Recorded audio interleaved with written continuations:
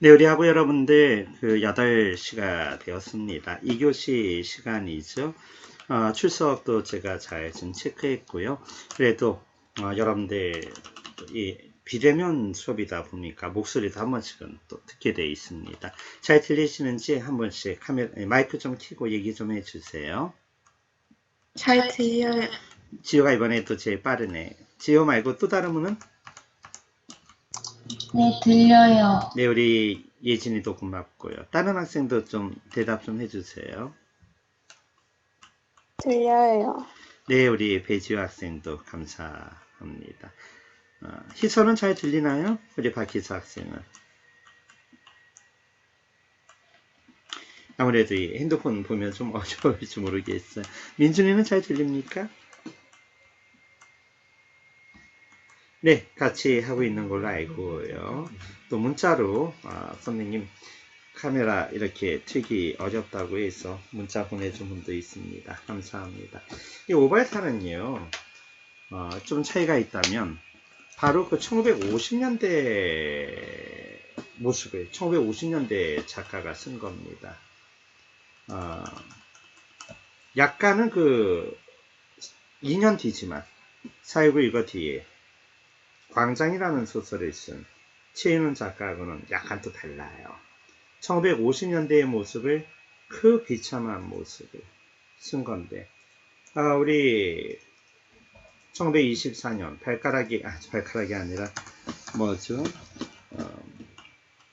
운수 좋은 날 나오는 김첨지 잘못한 게 없어요. 그냥 할 수 있는 게 몸이라도 건강하니까 일 엮어 끌고 사람 태워서 눈이 오건 비가 오건 떼어다 주고 돈 받는 게 이 사람이 할 수 있는 거 답니다. 더 이상 다른 직장을 구할 수가 없어요. 그 실력으로는. 일자리도 없고 공장 아무나 가는 거 아닌 시대였거든요. 눈이 있어야 밭이 있어야 농사라도 짓죠. 그렇게 사는 그 가난한 김첨지 20대 나이인데요. 그러나 그는 아내가 죽을 수밖에 없었고 다른 말로 갓난아기도 살 수 있을지 장담하기가 어려운 형편이 되죠. 그 김첨지가 10년, 20년 버텼다 해도 미안합니다. 6.25 전쟁이 기다리고 있습니다. 아유, 뭐 말로 못할 시대를 우리가 지나왔는데요. 이 오발탄은 6.25 전쟁이 끝난 다음에 또 다른 김첨지 일가에 관한 이야기입니다. 계리사, 지금 따지면 회계사입니다. 거기서 서기로 일하는 건 나름대로 그래도 공부를 했다는 거고 양심과 성실, 얼마나 모범적인 가장입니까? 송초로신데요. 하지만 그에게는 이제 6.25 전쟁 끝나고 군대도 안 받아주는 거예요. 나와야죠. 모든 걸 포기했어요. 돈도 없고. 그러니 군대에 있으면 밥이라도 먹는데 자포자기한 동생 영어 왜 포기하느냐? 이해하면 되는 거 아니냐? 미안합니다. 일할 곳이 없다니까요. 누가 뭐 월급을 줘야 일을 하지? 북쪽 고향을 그리하다 미쳐버린 어머니, 실향민이네. 아까 말한 1000만 명 안에 한 분인데 북쪽 고향에는 아버지가 있는지 부모님이 있는지 아버지라면 남편이죠. 남편이 있는지 아니면 뭐 부모님들 친정 어머니 아버지가 있는지 미쳤습니다. 양공주는 당시 그 미군들 상대로 몸을 파는 여성들을 말합니다.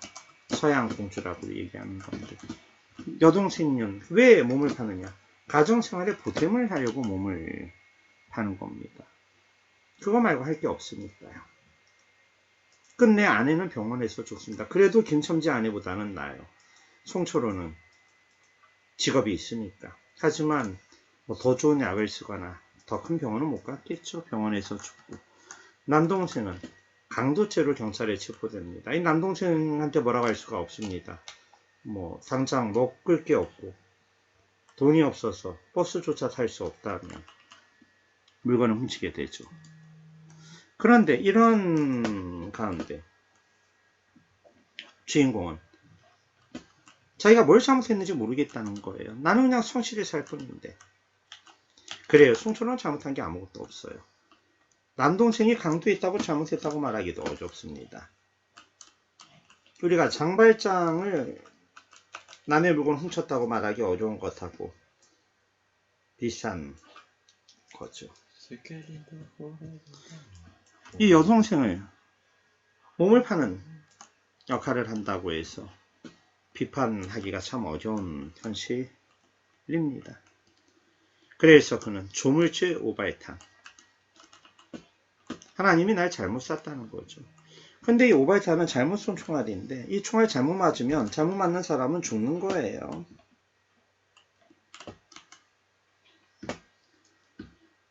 자, 그렇습니다, 여러분. 이 작품 제목이 오발탄, 이범선의 대표 소설인데요. 이 오발탄을 10년 뒤 만나게 되면 우리는 전태열사를 만나게 됩니다. 전태열사가 뭘 잘못했어요? 그는 그 시대에 맞서 저항하는 길을 택했을 뿐입니다. 물론 그가 하루에 14시간을 일하면서 그 작은 돈 받아가지고 저축하며 월급 오르게 기다리면서 사는 것도 위대한 아빠가 되는 아까 국제시장에 나오는 주인공 같은 삶이 될지는 모르겠습니다만 네, 그런 거죠. 그런 사람들이 각 시대마다 있습니다. 이 시대에도 있고요. 네, 오발탄. 이건 삶의 실존에 관한 이야기죠. 누구의 잘못도 아니지만 네, 이렇게 되는 한 가정에 몰락해 가는 이야기입니다. 이 시대를 우리가 살아온 건데요. 그렇게 지나왔고요. 여러분들 할아버지 할머니들 세대 이야기인데요. 한국사 능력치 문제를 보면 거기에 보면 사진이 있는데 정 부통령 선거 다시 하라. 우리 역사상 정통령 부통령은 제1공화국인데요. 그걸 다시 하라는 표가 나온 건 1960년 3.15 부정선거 때문입니다. 그래서 이 문제의 정답은 일단 3번 이승만 대통령이 물러나게 되고 4.19 이후로 장면 내각이 출범한다가 답이 됩니다. 1번의 통일주체 국민회의는 박정희 대통령과 최규하 대통령 그리고 전두환 대통령 세 분이 해당하게 됩니다. 만든 건 박정희 대통령이 유신 때 만들었지만 이분이 79년 사망하면서 이 국무총리였던 최규하 국무총리가 통일주체 국민회의에서 대통령으로 추대가 되고요. 그해 12월 12일 쿠데타를 일으킨 전두환 장군이 통일주체 국민회의에서 다시 대통령이 되죠. 2번 광주를 중심으로 5.18 민주화운동은 바로 1980년 신군부 세력에 맞서서 일어난 거고요. 4번 6.29 민주화 선언은 1987년 전두환 정권에 맞선 민주화 운동으로 일어난 결과였습니다. 그래서 대통령 직선제 개헌이 일어나고 노태우 대통령이 되면서 현재까지 제6공화국 체제입니다. 내년에 새로운 대통령을 또 뽑게 되죠. 5번의 긴급조치는 박정희 유신 정권에서 만든 것으로 대통령 욕을 하거나 그러면 잡아다가 감옥에 보내고 심지어 간첩으로 몰려 죽기까지 한 그런 사건들이 되겠습니다. 요 시 진달래는 시조입니다. 그래서 눈이 부시네 2, 3 적이 난만이 5 배똥마다 4 그날 쓰러져 5 그날 2 쓰러져 간 4 젊은 같은 꽃 젊음 같은 4 꽃사태가 4 맺혔던 3 한이 터지듯 5 여울 4 불건네 3 시조 두 편으로 일어난 현대 시조죠. 이영도라는 여자분이 있었습니다. 아주 단아한 외모로 유명한 분입니다. 여러분들이 아는 표대라는 시를 쓴 모르시나? 표대라는 시를 쓴 정말 유치한 시인이 이분을 매우 사랑했죠. 근데 그 유치한 신이 쓴 대표시 표대. 이것은 소리 없는 아우성 저 푸른 해원을 향해 흔드는 영원한 노스텔지어의 손수건. 이런 시고요. 그분이 쓴 다른 시는 편지라는 시가 또 유명하죠. 편지. 오늘도 나는 에메랄드빛 하늘이 환히 내어다 보이는 우체국에서 너에게 편지를 쓴다. 네. 참, 그렇게 시작된 유명한 시인데, 그 시대 때 뭐 하나의 낭만이라고 할까요? 그러나, 여기서도 차이가 있죠. 이영도 여사는 사회부 일가에 대한 깊은 관심을 가지고 시를 씁니다. 그러나 정말 유치한 시는, 그런 시는 별로 안 쓰고, 서정적인 의미에서 사랑에 관련된 시, 특히 그분이 사랑했던 이영도 여사에 대한 시를 주로 썼죠. 네. 아주 유명했어요. 정말 유치한 시인의 시는.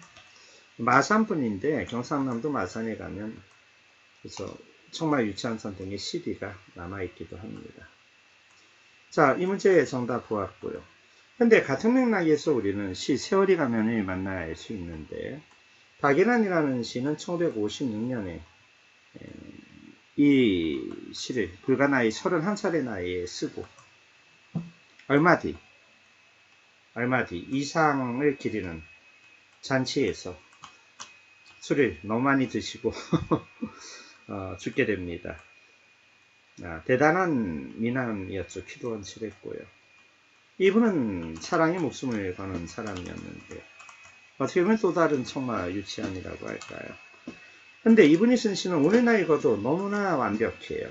도시적 서정에다가 이분 또 실제 서울 강화문에 살았고요. 교보문고 뒤에 살았죠. 모더니즘, 네. 지금 읽어도 현대적이에요. 이걸 모더니즘 시인이라고 하는데요. 이분은 아까 말한 이런 시는 안 쓰는 거죠. 이런 시. 진달래 같은 시대의 상징이 되는 건 안 쓰는 거죠. 근데 이 사람은 그런 서정적인 걸 너무나 잘 썼어요. 대표적인 게 세월이 가면 목마와 순. 목마와 순녀 같은 데 보면 사랑이 죽고 우리들 인생이 죽고 우리는 슬픈 목마에 울음소리를 들어야 한다. 제가 아주 좋아하는 표현인데요. 그렇습니다. 이 박인환 씨 외모 대단하죠. 그 아들이 둘이 유복자가 남았는데 그 유복자 중에 이제 한 분이 연세대학교 국문학과 교수가 됩니다. 그분은 이 아버지를 생각하면서 욕도 많이 하고 아버지가 살아계시면서 어렸을 때 자기들이 사랑해주면 얼마나 좋았을까 그런 생각을 하는 거죠. 그런 분들에게는 아버지가 살아있는 것만 해도 큰 축복인 겁니다. 이 박인환 시인을 또 그렇게 욕했던 시인들이 있습니다. 그분들은 박인환 시인의 시 같은 거는 절대 안 쓰는 분들이죠. 갈 길이 달랐던 거예요. 마치 아까 우리가 얘기했던 영화 국제시장과 아름다운 청년 전태일가의 차이 같은 느낌인데요. 우리 예진이 한번 박인환 시인 외모 보고 어떠세요? 뭐 이런 분이 나중에 남자친구가 되면 좀 좋을 것 같아요. 어때요? 잘생기신 것 같아요. 아유, 그죠. 여러분, 70년 전 이만한 인물이 힘들죠. 자, 그런데 이 박인환 시인의 시, 이 유명한 세월이 가면 1956년 작품인데, 그로부터 65년이 지난 지금 읽어도 뭐 손색이 없죠. 지금 그 사람은 잊었지만 그 눈동자 입술은 내 가슴에 있네. 바람이 불고 비가 올 때도 나는 저 유리창 밖 가로등 그늘의 밤을 잊지 못하지. 사랑은 가고 옛날은 남는 것. 여름날의 호숫가 가을의 공원. 그 벤치 위에 나뭇잎은 떨어지고 나뭇잎은 흙이 되고 나뭇잎에 덮여서 우리들 사랑이 사라진다 해도 지금 그 사람 이름은 잊었지만 그 눈동자 입술은 내 가슴에 있네. 내 서늘한 가슴에 있네. 어때요? 우리 지효는 어떻게 생각하세요? 우리 김지효 학생은 이 시 읽으면 좀 현대적이라는 도시적이라는 생각이 좀 드세요? 어때요? 뭔가 세련돼. 그죠? 뭔가 아주 센치해지게 만들고요. 지금 뭐 나와도 손색이 없는 시고 이런 사람들이 완벽한 어떻게 보면 BTS죠. 아주 세련된 외모에 멋있는 시를 쓰고 한 시대에 풍미한 외모도 있었고 네. 인기가 없을 수가 없습니다. 그러나 전태일 열사와 같은 계보를 지지하는 시인들은 이런 시를 쓸 수도 없거니와 쓰지도 않습니다. 반대로 그분들이 쓰는 시는 박연한 선생은 쓸 생각도 없고 쓰지도 않죠. 네, 그래서 이게 다른 거예요. 다른 건데 같은 시대를 살아도 국제시장을 사는 주인공과 전태일 열사의 삶이 다른 거고 박인환을 욕하는 다른 분들이 보여주는 삶이 다른 거고 전두환이 아니라 이승만 대통령과 박정희 대통령을 적극 지지하는 사람들과 적극 반대하는 사람들의 생각이 다른 겁니다. 같은 시대를 살지만 말이에요. 둘 다 사실은 정답이에요. 우리는 쌍방을 이해할 이유는 없습니다. 그런 가운데 우리는 더 나은 해결책을 찾게 되는데요. 박인환 시인이 1956년 이 시를 발표한 뒤 20년이 지나 박정희 시대 때 이분하고 비슷한 이름을 가진 박임희라고 하는 여자 가수가 통기타 하나를 들고 이 시를 노래로 만듭니다. 그 시는 지금도 많은 사람들이 사랑에 맞지 않고 부릅니다. 대단히 아름다운 노래죠. 시가 또 많지 아름다웠고 당연히 박인희 시인도 그 가수도 이분의 대표적인 시 목마와 숙녀도 노래로 만들었죠. 그분은 그런 의미에서 정치성이나 사회성이 짙은 노래는 안 부르게 되는 거죠. 네, 어떤 게 나은 길이라는 건 정답이 없어요. 둘 다 위대한 길이에요. 둘 다. 우리 그 노래도 한번 안 들어볼 수가 없죠. 네.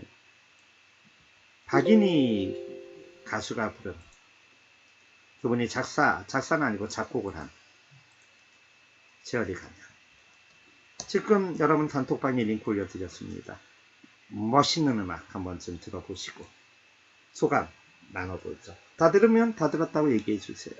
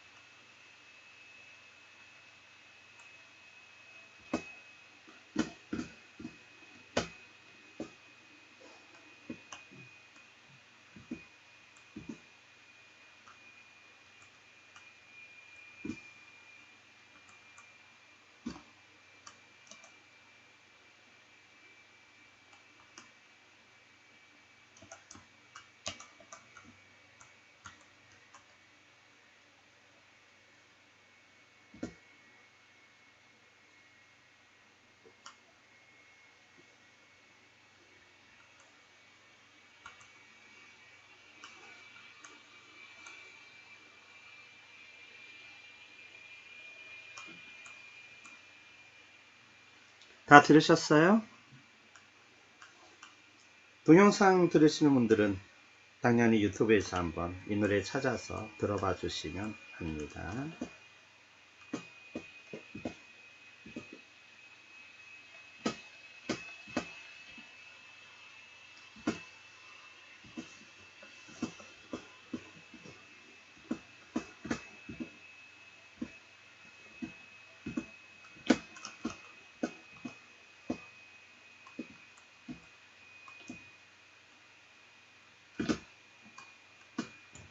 다 들었어요. 그래요. 우리 지효 소감 한번 얘기해 봐 주세요. 이 노래 들으니까 어때요? 노래 좋아요? 어때요? 좋아요. 요새 같으면 안 나오는 노래죠? 네. 아, 너무 좋죠. 이 노래 아마 어쩌면 여러분 어머니, 아버지는 아실지 몰라요. 오늘 한번 수업 끝나고 엄마랑 같이 노래 틀어놓고 들으면 옛날의 추억에 빠질 수 있습니다. 그러나 실은 이 노래를 들으면서 우리가 떠올려야 되는 건 1950년대 그 잿더미가 된 속에서 누군가는 광장이라는 소설을 쓰면서 이념 때문에 자살하게 되는 청년을 그리는데, 또 누군가는 그 사회구 이거에 쓰러져간 젊은이들을 생각하면서 진달래라고 하는 시조를 쓰는 이영도 여사와 같은 사람이 있는데, 또 누군가는 1950년대 잿더미 속에 죽을 수밖에 없는 한 가정의 슬픈 이야기를 다루는 오바에탄을 쓰게 되죠. 하지만 그 시대 누군가는 이렇게 아름다운 시를 쓴 겁니다. 너무나 아름답죠. 1950년대에 이런 시를 썼다는 건 믿어지지 않는 서정선인데요. 또 그리고 그렇게 그 시인은 낭만적으로 술 마시다가 노래처럼 세상을 떠나게 되고요. 30살, 31살의 나이에. 그런데 누군가는 또 전태열사처럼 시대에 저항하기도 하고, 또 누군가는 국제시장에서 정말 맨몸으로 일어나면서 가족을 부양하기 위해 혼신의 노력을 다해서 아름다운 가정을 이루기도 하고, 본인의 모든 걸 희생하면서 자녀를 위해 모든 걸 양보하면서, 그 사람이 요새 여러분들 세대 때 태어났으면 원하는 대학을 못 갔을까요? 그럴 리 없죠. 시대의 그런 탓이지만 열심히 사는 사람이 있고요. 또 세월이 흘러 이 사람 박인환이 죽은 지 20년이 지나서 이름도 비싼 박인이라고 하는 여자분은 기타 하나 들고 아름다운 시 세월이 가면은 자신만의 아름다운 곡으로 부르고요. 여러분들은 아마 알게 될 겁니다. 고려가요도 이런 노래로 불렀다는 걸. 다만 그 노래를 어떻게 불렀을지는 전해지지가 않죠. 악보가 없어서요. 그러나 이 세월이 가면은 아까 여러분들이 본 게 조회수가 150만인데 160만에 뭐 150만. 이 인터넷 유튜브에 올라간 게 뭐 2013년인가 누가 저작권 문제를 피했는지 올린 모양인데, 그래요 여러분들. 네, 지금도 많은 이들이 사랑하는 노래입니다. 누군가 150만 번 이상을 듣는데 여러분들은 오늘 처음 듣는 노래죠. 네. 그런 망탈일 때도 우리가 한번 고민을 해봐야겠습니다. 이중섭 화가는 일제 때 일본 미술 유학을 가서 무사식물미술학교인가를 졸업했고요. 일본에선 크게 인정을 받았습니다. 일본 여성과 결혼을 했고요. 그러나 그가 우리나라에 돌아왔지만 우리나라에서는 이 사람의 그림을 이해를 못하고 미친 사람 취급을 합니다. 이 사람은 6.25 때 제주도에 피난가 있었는데요. 그때 두 사랑하는 아기였던 아들을 왼쪽에 있는 그림처럼 자신만의 독특한 방법으로 그려냅니다. 한국적인 느낌이죠. 또 한국의 저력을 시골에서 볼 수 있는 황소에서 찾아서 흰소, 누른소, 뭐 빨간소 소리 그리는데 오른쪽처럼 역동적으로 그려냅니다. 한국의 미를 아주 독특한 방법으로 바꿔 놓은 작가인데요.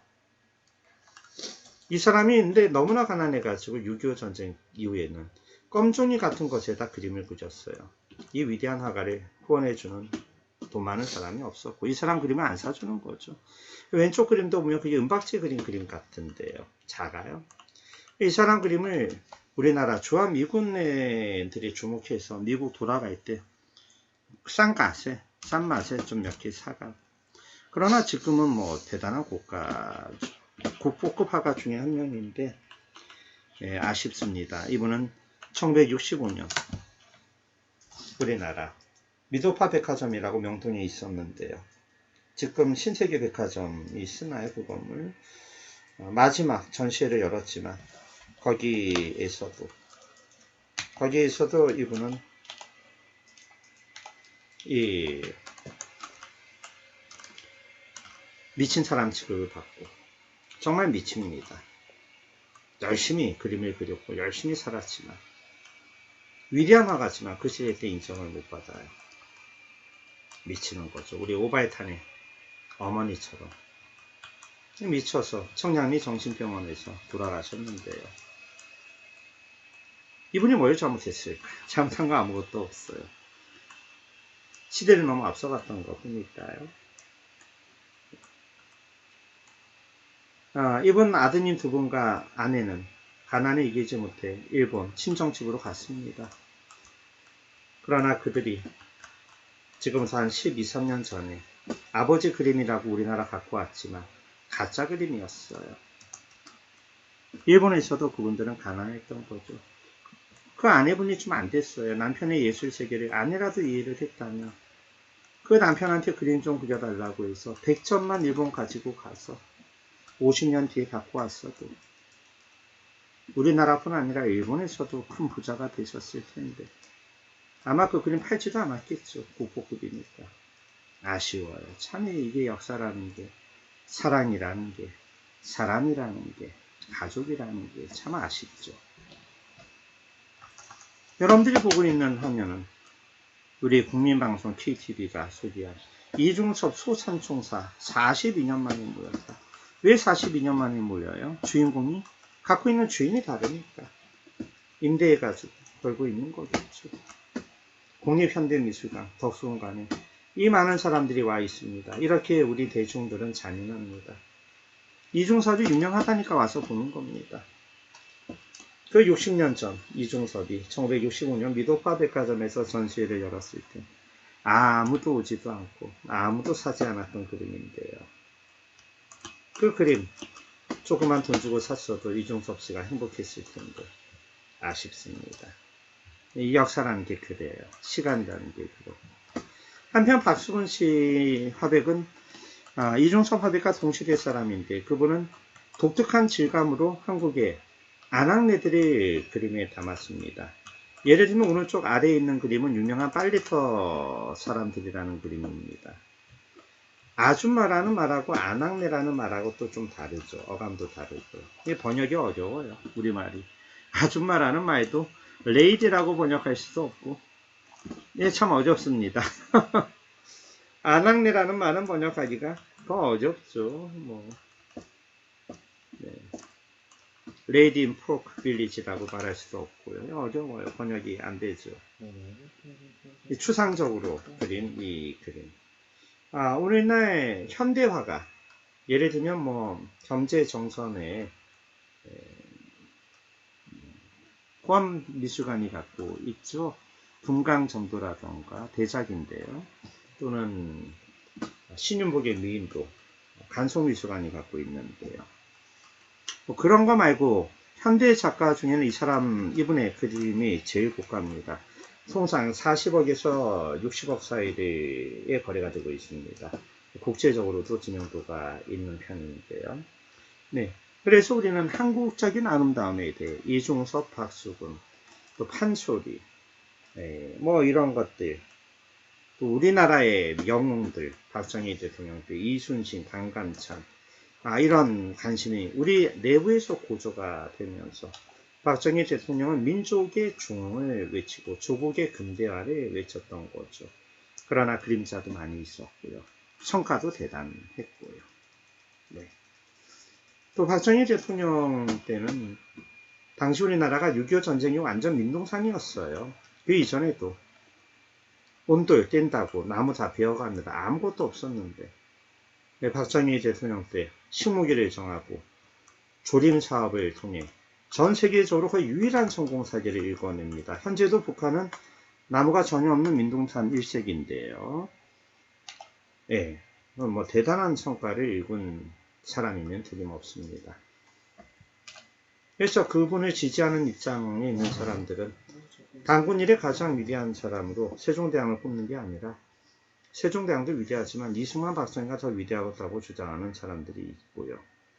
반대편에서는 뭐 신랄하게 독재자라고 욕을 하죠. 그래요. 우리 회화도 한번 살펴보았습니다. 자, 1967년 신동엽은 1957년 박인환이 치어리 가면을 쓴 뒤 딱 10년 만에 반대되는 시를 씁니다. 이분은 박인환 시인과 같은 시를 쓸 생각은 전혀 없죠. 반대로 박인환 시인도 이건 시가 아니라 가서 정치나 해라 이런 생각을 갖고 있는 거죠. 자, 껍데기는 가라. 4월도 알맹이만 남고 껍데기로 가라. 이 4.19 혁명이죠. 그것도 진실만 남고 그걸 가리는 껍데기는 가라. 껍데기는 가라. 동학령 곰나루. 그 동학문민운동에 아우성만 살고 그걸 가리는 껍데기는 가라. 그리하여 다시 껍데기는 가라. 그것의 전 두 가슴과 그곳까지 내놓은 아사다 아사녀가, 이 아사다는 원래는 고조선의 수도가 아사달인데 아사다 아사녀는 결국 남자 여자니까 뭐 분단된 남한 북한을 상징하게 됩니다. 맞절할지니 하나가 되자 결혼할지니 껍데기는 가라. 한라에서 백두까지 남한의 대표산 북한의 대표산 향그러운 흙가슴만 남고 그 모든 쇠붙이 휴전선 무기 뭐 이런 것들이겠죠. 일제는 가라. 그런데 이 노래를 이 시를 또 읽으면 가슴이 뭉클해집니다. 아 정말 우리 민족의 현실이 안타깝구나. 이분의 눈에는 박정희 정권은 어쩌면 껍데기로 보였을지 모르는 거죠. 쇠붙이 군사정권으로 보였을지 모르는 겁니다. 그런 점에서 이분은 또 다른 전태일이죠. 네. 한번 우리가 고민해 볼 부분인데요. 껍데기는 가라.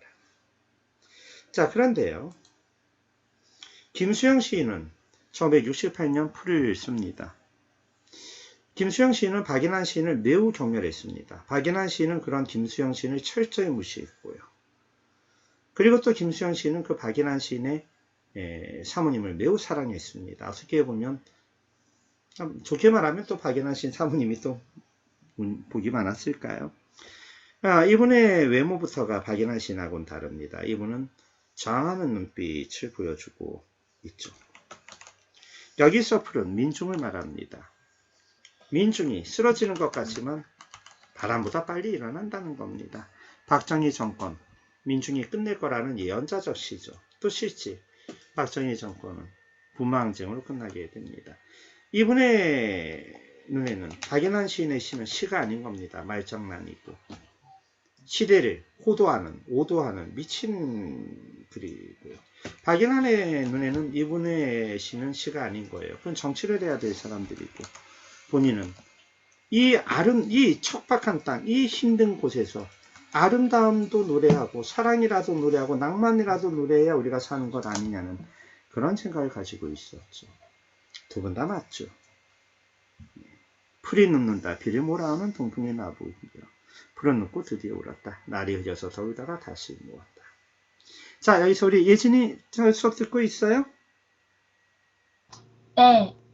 네, 우리 예진이는 박인환 시인의 시가 더 좋아요? 김수영 시인이나 아니면은 우리 좀 전에 껍데기는 가라와 같은 시가 더 좋아요. 어때요? 약간 좀 다른 것 같아요. 역사적인 부분에 있으면 김수영 시인 같은 분들이 쓰신 게 좋긴 한데 당시에 살고 있었으면 조금이라도 마음이 편해질 수 있는 그런 걸 좋아하지 않았을까요? 맞아요. 그거죠. 네. 맞아요. 참 예리한 지적을 했어요. 네, 지금도 그렇습니다. 지금도 우리는 양쪽 계보가 이어지고 있고요. 그 각각의 대표 주자들이 끊임없이 나타나고 있죠. 그걸 누굴 탓할 수가 없어요. 둘 다 우리에게 소중한 자산입니다. 아주 소중한 자산이죠. 우리 BTS의 아름다운 것들을 위하여 그런 것들은 어떻게 보면 박인환의 교도입니다. 하지만 그 BTS는 미국의 흑인들이 억압받는 것에 항의해서 100만 달러를 흑인들을 위해 기부했죠. 거기에 맞춰 미국 흑인들 중에 BTS를 지지하는 이른바가 암이라고 불리는 팬들은 없는 형편에 또 돈을 모아서 100만 달러를 같이 기부했어요. 그런 거는 또 어떻게 보면 이 시대에 대한 저항이 결합이 되는 하나의 노력이라고 볼 수 있을지도 모릅니다. 네. 그런가 하면 또 우리에게 한류 스타라고 불리는 분들 중에는 마약이라던가 남녀 관계 등이라던가 이런 데에서 큰 실망을 주고 연예계에서 물러난 분들도 있고요. 사람 사는 게 다양하죠. 근데 우리 역사를 등에 한번 고민해 보면 좋을 것 같고요. 이 AID 차관 아파트라는 건 AID는 영어로 aid, 돕다는 뜻입니다. 차관은 국가가 돈을 빌려주는 걸 차관이라고 합니다. 그래서 차관을 받았다고 하면 돈을 국가한테 빌려받았다는 거예요. 차관을 줬다는 건 국가가 다른 나라에게 돈을 빌려줬다는 건데 1974년이면 그래도 우리가 나름 살만해진 시기였지만 돈이 부족해서 미국의 원조기관한테 돈을 빌려서 아파트를 지어 강남을 개발했던 겁니다. 5층짜리 아파트는 매우 초라합니다. 저는 이걸 많이 봤죠. 10몇 년 전까지만 해도 있었습니다. 그러나 대략 10년 전에 이 아파트 단지는 철거되고 지금은 강남을 대표하는 수십 층짜리 초현대식 건물이 들어서 있습니다. 어떤 사람은 거기 가서 수십억 한다는 강남의 아파트를 보고 입을 벌립니다. 그러나 저의 눈에는 그것만 보이는 건 아닙니다. 너무나 가난해서 강남을 개발할 때 미국에게 돈을 빌려가지고 와서 그 아파트를 지었던 박정희 대통령의 피눈물 나는 고민도 느껴지고요. 그런 거죠. 그런 거예요. 아주 초라한 아파트거든요. 아마 여러분들이 수원에서 볼 수 있는 제일 낡고 초라한 아파트와 비슷할지 모릅니다. 아, 비슷한 게 있네. 여러분들 저기 가격은 비싸지만 아파트는 초라하죠. 요새 땅값이 올라와서 그 수원에 6호화라고 있어요. 동수원에 인계동에 그 앞에 보면은 주공 아파트 있거든요. 딱 그거 생각하면 되겠어요. 그 아파트도 언젠간 밀고 새로 높은 아파트들이 들어서겠지만 말이죠. 네, 똑같습니다. 사업 주체는 대한주택공사, 줄여서 주고. 네, 그런 게 이제 그 시대의 상징적인 건축이고요. 또 하나는 1978년 세종문화회관. 이건 1977년 수출 100억 달러를 돌파하고 박정희 대통령이 이제는 우리가 문화 강국이 되어야 한다고 선언합니다. 박정희 대통령의 탁월한 리더십은 그와 같이 시대를 앞서가는 이 방향성을 제시한다는 데 있죠. 그리고 그걸 실체해내요, 이 사람이. 그래서 이분이 1978년 기념비적인 세종문화회관을 짓습니다. 근데 그 세종문화회관 모양은 이렇게 생긴 건데 그때는 차가 없죠. 눈에 보이는 게 그 폰이라고 하는 현대가 만든 차인데 택시 말고 다니는 차가 없어요. 이게 광장이죠. 현재는 여기를 세종대왕상이 있는 광장으로 조성이 돼 있고 또 그거를 돌아가신 박원순 시장이 새로 조성하겠다고 작업을 하고 있죠. 근데 여기 보면 세종문화회관 광당 4건 이 현수막을 보면 세종문화회관 개관이라고 나오고 있거든요. 바로 78년에 사진을 지금 여러분들은 보고 있습니다. 중국에서는 미세먼지가 없어서 하늘이 매우 높고 푸르죠. 이게 원래 대한민국이 자랑하는 애국가에 나오는 가을 하늘 공활한데 그 하늘이 되겠습니다. 근데 이 건물은 매우 웅장합니다. 보는 이로 하여금 웅장함을 느끼게 하고 여기 1층에 딱 서 있으면 압도당하게 됩니다. 이런 건 박정희 대통령의 통치 철학이라던가 그분의 카리스마하고 연결이 되는 거죠. 어떻게 보면 또 군인 정치 속에서 나올 수 있는 건물입니다. 하지만 이로부터 10년 뒤 87년 민주화 이후 제6공화국이 시작될 때 비록 대통령은 노태우 대통령으로 그도 군인 출신이었지만 민주화된 시기 10년 뒤에 만들어져서 1992년 완공되는 서울 양재동에 있는 예술의 전당은 전혀 이것과는 모양새가 달라요. 그 정도로 시대의 망탈리티가 바뀌는 겁니다. 곡선미가 강조가 되면서 동글동글 유교한 아름다움이 강조가 됩니다. 거기 가면 뒤에 있는 옥면상과 함께 매우 편안한 마음이 들게끔 조형이 되어 있습니다. 뿐만 아니라 세종문화회관 하나만 딱 있는 게 아니고 거기 예술의 전당에는 다양한 건물들이 아주 큰 면적 속에 흩어져 있어서 대한민국 경제가 10년 사이 얼마나 발전했는지를 보여주는 상징이 되기도 하죠. 이렇게 10년, 어제하고 오늘은 비슷하지만 10년이 지나면 완전히 세상이 달라지는 겁니다. 이게 역사입니다. 이게 건물이고요. 그 시대의 정신이 건물에도 들어가는 겁니다. 실은 여러분들이 어느 고등학교에 다니는지 모르겠지만 이 시대에 생긴 고등학교와 전통이 오래된 고등학교의 건물은 전혀 다릅니다. 특히 전통이 오래된 고등학교 건물이 예를 들면 해방 이후 50년대에 만들어졌다. 근데 그 학교에 있는 건물은 두로 나눠져요. 하나는 그 50년대 때 만들어진 그 시대를 대표하는 망탈리티 속의 건물이 있고요. 최근에 정부 지원을 받아서 만든 건물은 그거하고 또 전혀 다른 형태를 띠게 되죠. 좀 재밌죠. 네. 그래서 옛날과 오늘날이 어우러지는 문화가 덕수궁과 그 앞에 있는 초고층 건물들에만 있는 건 아닙니다. 학교에서도 어떻게 보면 발견될 수가 있죠. 이건 이제 세종문화회관이 개관될 때 당시에 대한 뉴스입니다. 여러분들 쉽게 찾아볼 수 있으니까 여러분들이 한번 찾아서 보시고요. 역시 버스하고 택시 말고는 승용차 거의 없죠. 자, 통기타 청바지 생맥주가 1970년대 때 젊은이들이 휩습니다. 젊은이들은 이 세 가지가 정권에 대한 저항이라고 생각하고 여기에 빠졌습니다. 하지만 여러분들은 지금 청바지를 입으면서 정권에 대한 저항이라고 생각하는 사람은 아무도 없어요.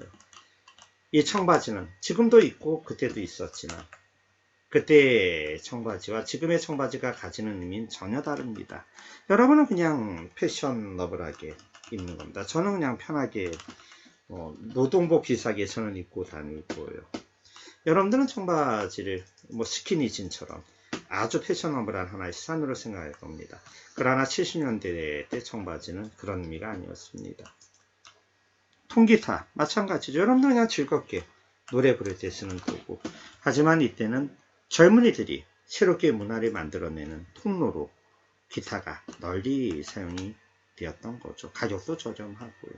그래서 이때 노래를 아까 여러분들이 들은 박인희 씨와 같은 노래를 포크송이라고 합니다.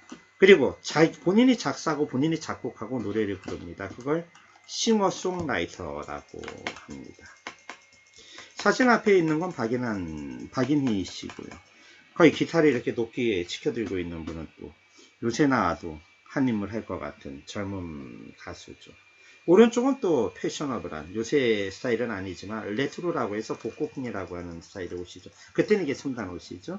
그리고 기타를 또 소중하게 케이스에 넣어서 전 재산일 수 있겠죠. 이분한테는 들고 갑니다. 네, 이게 당시 젊음을 상징하는데 근데 70년대 때 전설적인 또는 초대형이라고 말하는 가수들이 나타납니다. 그분들은 그때 우리나라 국력이 요새만 같았어도 한류 열풍을 이끌고 세계를 석권했을지 모르는 정도의 가수들입니다. 그 힘들었던 70년대 때 나타난 초대형 가수라고는 믿어지지 않는 분들인데요. 조용필, 나훈아, 전라도 일대를 또 호남 일대를 석권했던 남진, 혜은이, 패티김, 대단하죠. 전설적 가수들입니다. 그 중에 얼마 전 나훈아 씨는 작년 추석인가요? 그때 코로나19로 한다고 개런티 안 받고 KBS 공연해서 전국 시청률 30% 가까이 찍었습니다. 1개 가수 콘서트, 나이가 75세가 훌쩍 넘는 가수 콘서트를 전 국민 30% 가까이가 지켜본다는 건 이건 전대미문의 일이죠. BTS 공연이 나와도 전 국민 30% 안 볼 것 같아요. 여러분들이 아마 다 보겠지만 저 같은 사람은 여러분들이 이야기 외에 억지로 봅니다. 그러나 전 국민 30%가 안 될 것 같아요. 네, 자 그렇습니다. 그래서 이 시대는 그러한 변화가 꿈틀대고 있었던 시대이기도 합니다. 하지만 저항적인 노래도 있죠. 긴밤 지새우고 풀린마당 맺힘, 진주보다 더고 아침 이슬처럼 내 맘에 소름이 아라리 맺히고. 이건 박정희 정권 때 금지된 노래였습니다. 네, 정권에 대한 저항 노래였습니다. 이 계보를 조금 더 올라가면 아까 말한 전태의 열사, 또 우리 김수영 시인 풀, 껍데기는 가라, 이런 계보를 만나게 되는 거죠. 나 이제 가느라 저 거친 환야에 서로 모두 버리고 나 이제 가느라. 그런데요, 박정희 대통령 때 금지곡을 불렀던 이 노래, 작사 작곡은 김민기 씨가 했지만 정작 이 노래를 불러서 유명해진 건 그 당시 양희은이라는 여자 가수입니다. 저는 이분이 부른 노래 중에 한계경이라는 노래를 매우 좋아합니다. 저 산은 내게 가지 마라 하네. 한계경은 설악산의 유명한 보물인데요. 제가 설악산 갈 때마다 그 노래를 꼭 찾아 듣습니다. 하지만 이 아침 이슬은 금지곡이었는데요. 박정희 대통령 그렇게 억압했던 것에 대한 분노가 있으셨겠죠. 그로부터 세월이 정확히 30년이 지나 30년? 40년이군요. 세상에 어떻게 해. 40년이 지나 2017년 박근혜 대통령이 탄핵될 때 양희은 씨는 광화문 광장에서 아침 이슬을 그 자리에 모인 정권에 저항하는 분들과 함께 멋있게 불렀죠. 박근혜 대통령에 대한 저항이기도 하고 아버지 시대 때 억압받은 것에 대한 복수기도 하지 않을까 뭐라는 생각을 저는 잠깐 한번 해봤는데요. 네, 이런 노래입니다. 2016년 11월 26일이군요. 네. 서러움 모두 버리고 다 같이 불렀던, 촛불 들고 부르던 모습이죠. 1970년대 때 앳된 소녀와 같은 모습을 띠던 20대 젊은 여자 가수가 이제는 60대가 되어서 아버지를 이어받은 딸 대통령에게 저항을 하는 모습이라고 볼 수가 있겠습니다. 네, 여러분들 한번 찾아보시고요. 근데 이때 시위에 많이 참여했던 당시 20대 젊은이들은 5년이 다 되어가는 지금 이 촛불 혁명으로 정권을 잡은 문재인 대통령을 제일 반대하는 세대가 되었습니다. 20대 남성들 80% 이상이 문재인 대통령에 대해 반대한다는 여론조사가 공공연히 나오는데요. 그런 것도 참 역사의 아이러니죠. 그렇게 보면 김수영 시인의 풀과 같이 민중들은 정말 잔인할 정도로 객관적일지 모릅니다.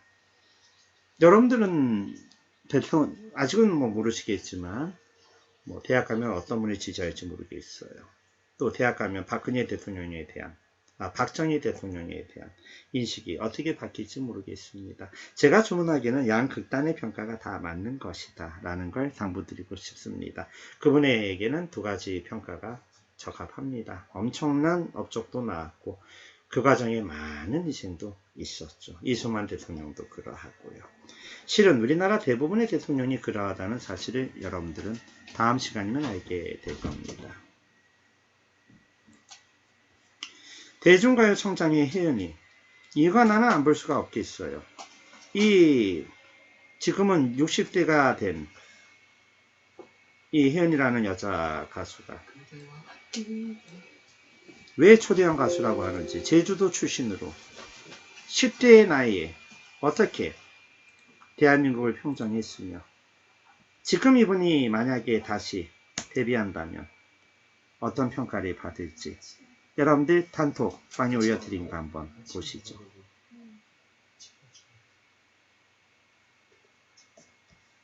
네, 우리 동영상 보시는 분들도 한번 찾아보시면 좋겠습니다.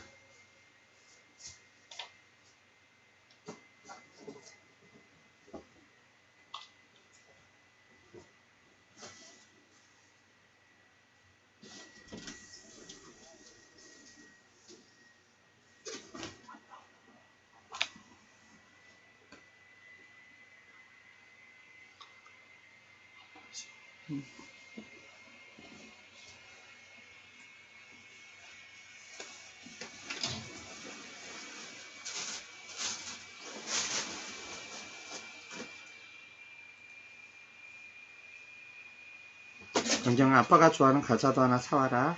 자기야 뭐 다시 내 것만 사오고. 아기 녀석. 너 아빠 찾아 산말리 영화 안 볼 거야 정말? 뭐. 왜 갑자기 그런 영화를 보지 않니?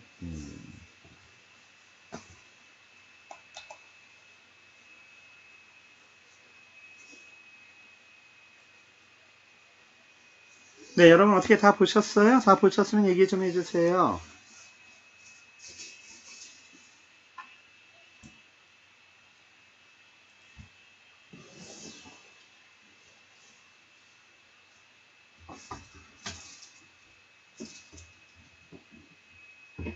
다 보셨어요?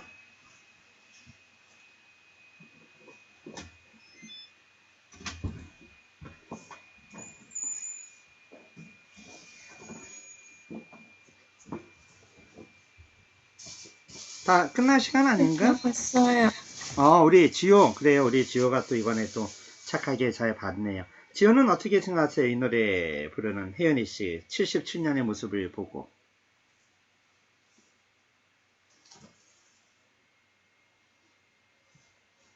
어떻게 생각하세요?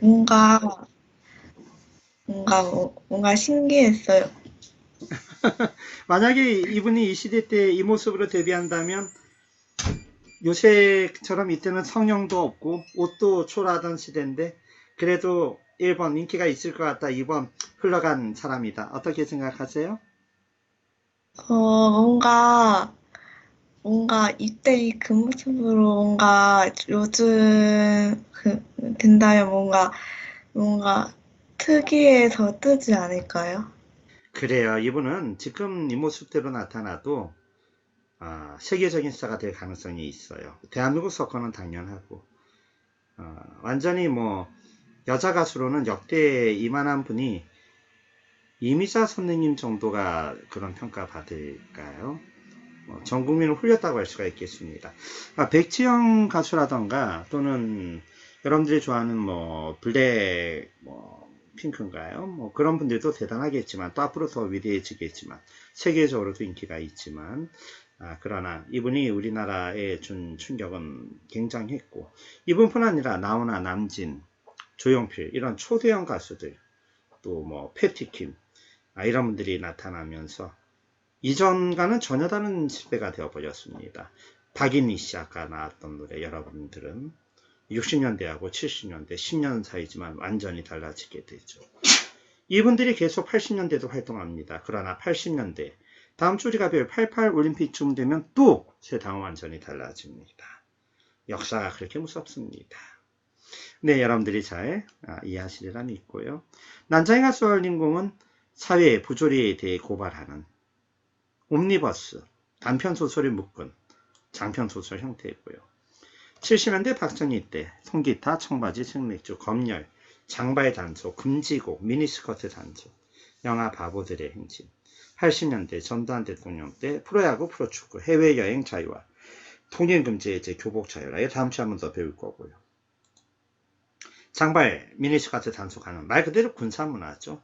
70년대 때 억압적인 박정희 정권의 모습입니다. 박정희 대통령은 철저하게 경제 발전에 올인했습니다. 나머지는 정말 금지시키려고 했지만 그래도 젊은이들 장발하고 뭐 젊은 여자분들 미니스커트 입고 그래도 하는 거죠. 또 통기타 통해서 저항하는 사람 또 저항하고 열심히 살겠다는 사람은 또 열심히 살고 그런 다양한 색채가 있었던 시대였습니다.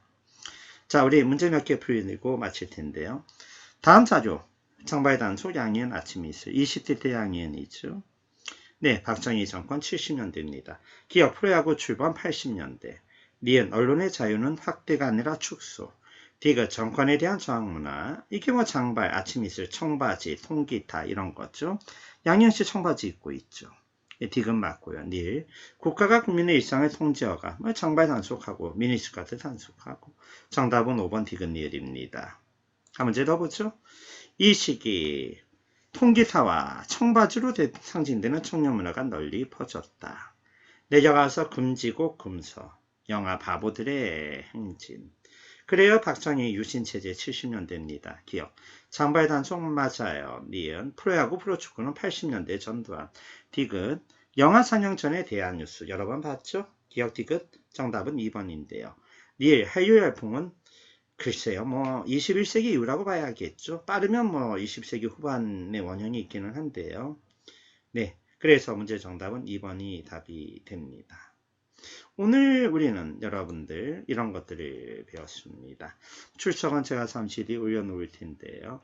여러분들 오늘 강의 들은 소감을 한 분씩 마지막 출석 체크 겸해서 얘기해 주시면 좋겠습니다. 누가 먼저 얘기해 볼까요? 우리 예진이 한번, 지호, 그래, 지호 먼저 얘기해 보세요. 그때 그 당시에 그 시대에 뭔가 예술이나 그 문학 작품을 뭔가 더 자세하게 알 수 있어서 좋았어요. 그래요. 또 역사가 좀 새롭게 느껴지기도 했을 것 같고요. 다른 분도 한번 얘기해 보죠. 누가 한번 해볼까요? 저는 그 노래들 들으면서 지금이랑 정서가 조금 다른 것 같긴 해도 그 약간 느끼는 감정, 그러니까 정서는 정서인데 뭔가 공통적인 공감되는 부분이 있는 것 같아서 조금 신기하다고 할까요? 그랬어요. 그래요. 맞아요. 여러분들이야 그 노래가 신기하고 그래도 틀 때는 BTS나 레드벨벳이나 뭐 블랙핑크나 이런 노래를 들으시겠죠. 그러나 저는 반대입니다. 저한테는 같은 시대지만 세대가 다르고 망탈릴 때가 좀 차이가 나죠. 저는 BTS 노래 들으면 참 좋고 그렇구나. 블랙핑크 노래 들어도 레드벨벳 노래 들어도 그렇구나. 요새 젊은 분들은 이런 노래 좋아하는구나. 또 제 아들이 즐겨 듣는 뭐 고교 래퍼 노래 많이 제 아들이 들으니까 저도 많이 듣죠. 그렇구나 라고 생각하고 노래 잘하네. 그러나 저 혼자 있을 때는 예외 없습니다. 저는 아까 여러분들이 들었던 흘러간 노래를 틀죠. 네, 사실 반대가 돼야 됩니다. 아마 혜은이 노래, 여러분들 좀 전에 들은 진짜 좋아해를 여러분들이 혜은이 복장을 만약에 하고 같은 목소리로 여러분들이 학교 축제 때 부른다면 아마 학교 휘어잡는 스타가 될 겁니다. 또는 눈보라가 몰아치는 바람찬 흥남부두에 그 노래를 좀 각색을 해서 춤도 추면서 여러분들이 색 좀 바꿔가지고 부른다면 그게 뭐 전설의 노래가 되겠죠. 실은 그게 반대예요. 저같이 이제 나이가 많아지는 사람이 될수록 10대들, 20대들이 좋아하는 음악을 깊이 연구해야 되고 그걸 즐길 줄 알아야 합니다. 그게 멋있는 거예요. 10대, 20대 여러분들이 60대, 50대들이 아는 노래를 여러분들의 방식으로 또 멋있게 소화한다면 그게 세대 간의 대화고 또 다른 의미에서 정말 그게 여러분들이 멋있는 겁니다. 남들이 하는 거 그대로 따라한다고 멋있어지지는 않아요. 여러분들이 아무리 BTS를 똑같이 흉내내봐야 BTS 아준 거거든요. 그러나 흘러간 시대를 흉내내면 그건 레트로가 되고 리메이크가 됩니다. 네, 여러분들 감사드리고요. 우리는 다음 시간 7주차 수업인데요. 아마 제가 제주도 가서 여러분들 저녁 시간을 빼고 학회 겸 뭐 회사 행사 겸 가는데 여러분들한테 강의를 해야 될 것 같습니다. 꼭 들어오셔야 됩니다. 저 제주도에서 저녁 시간에 강의하기 정말 싫은데 해야 합니다. 월요일 가서 목요일 날 오는데 월요일은 성남, 화요일은 오산, 수요일은 수원. 저에게는 저녁 시간이 다 날아가죠. 그래요. 뭐 할 수 있나요? 강의 맡은 제가 이해해야죠. 이때까지 같이 해주신 여러분들 감사하고요. 멋진 수업 다음 주 또 보여드리겠습니다. 지금까지 안산대학교 교수 이선호였습니다. 여러분들 수고하셨습니다. 고맙습니다.